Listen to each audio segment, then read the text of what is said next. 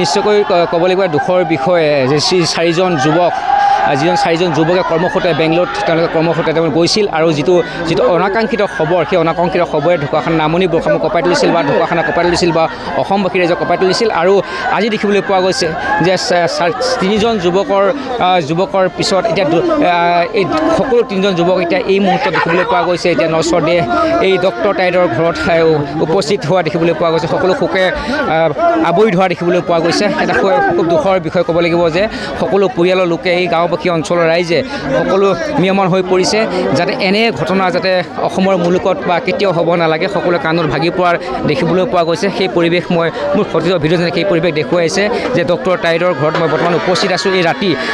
প্ৰাগ নিউজে ধাৰাবাহিকভাৱে কালিৰ পৰা এই বাতৰি প্ৰেৰণ কৰা দেখিবলৈ পোৱা গৈছে আজি প্ৰথম নচৰদে পাইছিল দিনৰ ভাগত পোৱা দেখিবলৈ পোৱা গৈছিল কিন্তু এতিয়া এই ৰাতি ডক্টৰ টাইড আৰু নীৰেন্দ্ৰ টাইডৰ যি নচৰদে এতিয়া বৰ্তমান এই ৰাতি এই সময়ত পাইছেহি আৰু এই নামনি বৰ্ষামুখ অঞ্চলৰ ৰাইজ শোকাকো সকলোৰে মুখত সকলোৰে চকু পানী আৱৰি ধৰা দেখিবলৈ পোৱা গৈছে যাতে এনে ঘটনা যাতে কোনো দিন যাতে এনে ঘটনা হ'ব নালাগে যি কৰ্মসূত্ৰে বহিৰাজ্যলৈ তেওঁলোকে কাম কৰিবলৈ গৈছিল কিন্তু কাম কৰিবলৈ গৈ আজি দেখিবলৈ পোৱা গৈছে যে তেওঁলোক আজি নচৰদে হৈ আজি ঘৰলৈ উভতি অহা দৃশ্যই সকলোকে স্তম্ভিত কৰি তুলিছে আৰু এই কথাটো এটা কথা ক'ব যে এটা বন্ধ কোঠাত চাৰিজন যুৱক কেনেকৈ এনে ঘটনা সংঘটিত হ'ল ৰাইজে দাবী উত্থাপন কৰে আৰু সকলোৱে ন্যায় দাবী কৰে চৰকাৰক আৰু সকলোৱে ভাগি পৰিছে যাতে এই অসমত যাতে এনে ঘটনা সংঘটিত নহওক আৰু সকলোৱে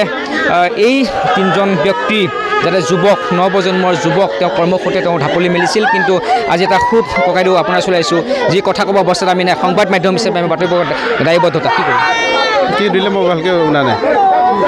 আজি যিটো অৱস্থা যিটো আমি হ'ব নালাগে এইবোৰ সেইটো বহুত দুৰ্ভাগ্যৰ কথা আমাৰ নামনি বৰষামুখৰ পৰা উঠি অহা যুৱক প্ৰায় আমাৰ 18-19 তেনেকৈ বয়সৰ আমাৰ ল'ৰা কৰ্মৰতভাৱে আমাৰ বেংগালুৰুত কৰ্মৰত কাম কৰিব গৈছিলে কিন্তু দুৰ্ভাগ্যৰ কথা আমাৰ কেনেকৈ মৃত্যু হ'ল এতিয়ালৈকে আমি এতিয়ালৈকে গম পোৱা নাই কিন্তু ৰহস্য হৈ আছে এতিয়া মইতো মানে বিশেষ তেনেকৈ এতিয়াতো আৰু মোৰ বাকাহীন হৈ আছে এতিয়া মই অসম চৰকাৰক মই এইটো অনুৰোধ কৰিছোঁ আমাৰ মুখ্যমন্ত্ৰী হিমন্ত বিশ্ব শৰ্মা আপুনি অতি শীঘ্ৰে ঘটনাটো তদন্ত কৰি আমাৰ পৰিয়ালবৰ্গক ন্যায় প্ৰদান কৰিবলৈ মই অনুৰোধ জনাইছোঁ নিশ্চয় ক'বলৈ সকলো ভাগি পৰিছে আৰু সকলোৱে এটাই আহ্বান জনাইছে যে সকলো ভাগি পৰিছে আৰু সকলোৱে এটাই আহ্বান জনাইছে যে এই যি দৰিদ্ৰ সীমাৰেখা বসবাস কৰা এই তিনিজন যুৱক যাতে তেওঁলোকে ন্যায় প্ৰদান কৰে আৰু এজন শুভাকাংক্ষী মই দেখিবলৈ পাইছোঁ ককাইদেউ আপোনাৰ ওচৰলৈকে আহিছোঁ সৰুকৈ আপুনি মন্তব্য দিব আপোনালোক সকলোৱে দেখিছে যে শোকত কিমান ম্ৰিয়মান হৈছে আৰু লোকে লোকাৰণ্য হৈ পৰিছে ইয়াত আৰু আমিও সমবেদনা জ্ঞাপন কৰিবলৈ আহিছোঁ আৰু সাংঘাতিকভাৱে সঁচাকৈ আমি আলোচনা কৰিছোঁ চৰ্চা কৰিছোঁ যে এনে প্ৰৱণতা হৈ থাকিলে অৰ্থাৎ মই সেইটো বুজাব বিচাৰিছোঁ যে মানে বহিৰাজ্যলৈ গমন হোৱাৰ যিটো প্ৰৱণতা সেই প্ৰৱণতাটো নিশ্চিতভাৱে ৰোধ কৰিব লাগিব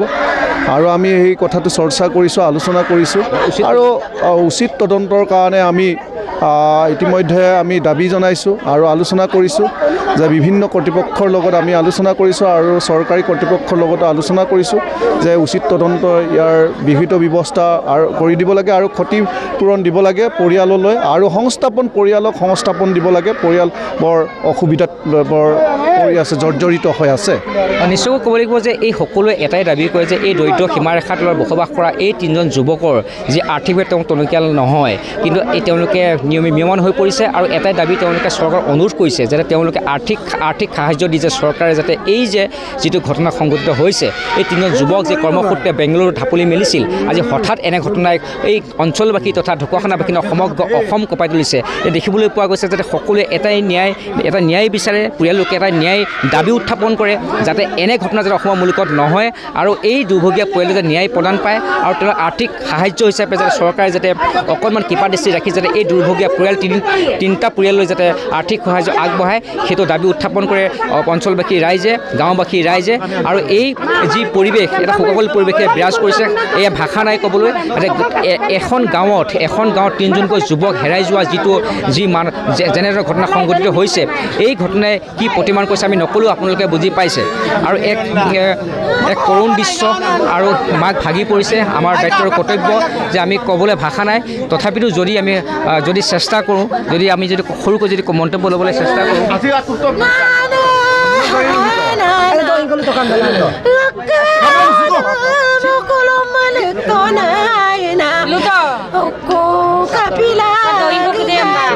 নিশ্চয়কৈ তেওঁ ক'ব পৰা অৱস্থাত নাই। তথাপিতো আমি সংবাদ মাধ্যম হিচাপে আমি বাতৰি পৰিৱেশন কৰিবলৈ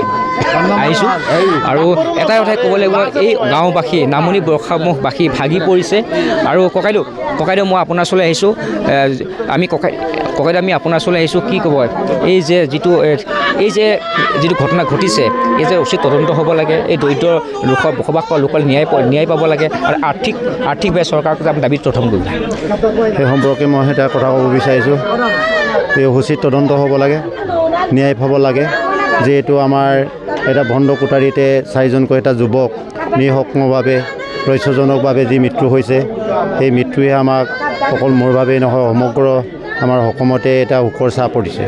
গতিকে ন্যায়পালিকাই সেই বিষয়টো উচিত তদন্ত কৰি কিনি উচিত ন্যায় পাব লাগে। আৰু আমাৰ এই নিতৰুৱা পৰিয়ালটিলৈ যে ন্যায়পালিকাই হওক, যি আমাৰ চৰকাৰৰ ফালৰ পৰাই নহওক কিয়, এটা ইতিবাচক এটা সঁহাৰি আমাক দিয়াৰ ব্যৱস্থা গ্ৰহণ কৰিব লাগে বুলি মই অনুৰোধ জনাইছোঁ। আৰু লগতে ইয়াত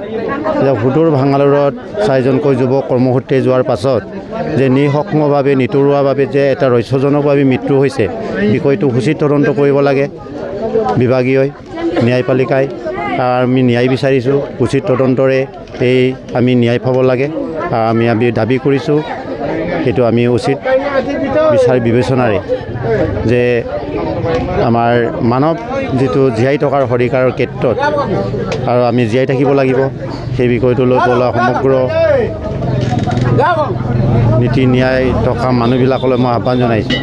নিশ্চয় ক'ব লাগিব যে সকলোৱে এটাই আহ্বান জনাইছে যে এই যি দৰিদ্ৰ সীমাৰেখাত বসবাস কৰা যিজন যুৱক, এই 3জন যুৱক যাতে ন্যায় পায়, আৰু তেওঁলোকে আৰ্থিকভাৱে যাতে চৰকাৰে তেওঁলোকক যাতে চকু মেলি চায়, এই অঞ্চলবাসী ৰাইজে তেওঁলোকে কাতৰে আহ্বান জনাইছে। আৰু এটা ক'ব লাগিব যে এই কেনেকৈ মৃত্যু হ'ল, এই গোটেই ঘটনাটো ৰহস্যৰ পৰা ৰহস্য ঘনীভূত হৈ আছে। এতিয়ালৈকে এই তথ্যটো বৰ্তমান পোৱা নাই, অঞ্চলবাসী ৰাইজে পোৱা নাই। তেওঁলোকে দাবী উত্থাপন কৰিছে তদন্ত ক্ষিপ্ৰতাৰে হ'ব লাগিব। আৰু এই যে 3জন যুৱকৰ যি কৰুণ মৃত্যু, সেই কৰুণ মৃত্যু চৰকাৰে গাত পাতি ল'ব লাগিব। আৰু চৰকাৰে এই ক্ষেত্ৰত কঠোৰ ব্যৱস্থা গ্ৰহণ কৰি যি বহিৰাজ্যক বেংগালুৰুৰ যিটো কোকাকোলা কোম্পানীত কৰ্মৰত হৈছিল, এই কোকাকোলা কোম্পানীৰ তাৰ মিনিষ্টাৰ আৰু লগতে কোকাকোলাৰ কোম্পানীৰ কৰ্তৃপক্ষ, এই কৰ্তৃপক্ষৰ লগত যোগাযোগ কৰি যাতে এই যি কেনেকৈ মৃত্যু হ'ল, এই তদন্তটো কিন্তু এই অঞ্চলবাসী ৰাইজে বিচাৰিছে। আৰু এই অঞ্চলবাসী ৰাইজে যদি এই তদন্তটো তেওঁলোকে ইয়াৰ উচিত ব্যৱস্থা গ্ৰহণ কৰিব নিদিয়ে, তেনেহ'লে এই অঞ্চলবাসী কেতিয়াও কিন্তু বহি নাথাকে। কিন্তু 3জন যুৱক, একেখন গাঁৱৰ 3জন যুৱক, অসমৰ ইতিহাসত এনে ঘটনা ঘটা নাই। তেওঁলোক কৰ্ম সংস্থাপনৰ কাৰণে বহিৰাজ্যত ঢাপলি মেলিছিল, কিন্তু তেওঁলোক আজি নশ্বৰত দেহ হৈ আজি তেওঁলোক নিজৰ ঘৰলৈ আহিবলগীয়া অৱস্থা হৈছে। এই যি দুখৰ ভাগ, এই কোনো বুজি নাপায়। বুজি পাব এই অঞ্চলবাসী ৰাইজ তথা পিতৃ মাতৃয়ে বুজি পাব সেই পৰিয়ালৰ লোকসকলে। কিন্তু পৰিয়ালৰ সংস্থাপনৰ দাবী উত্থাপন কৰিছে আৰ্থিকভাৱে। এই যি ঘটনা সংঘটিত হৈছে, এই ঘটনাৰ আঁৰত যদি কোনো নিৰপেক্ষ ব্যক্তি যদি জড়িত হৈ আছে, তেওঁ উচিত শাস্তি দিবৰ কাৰণে এই অঞ্চলবাসী ৰাইজে দাবী উত্থাপন কৰিছে।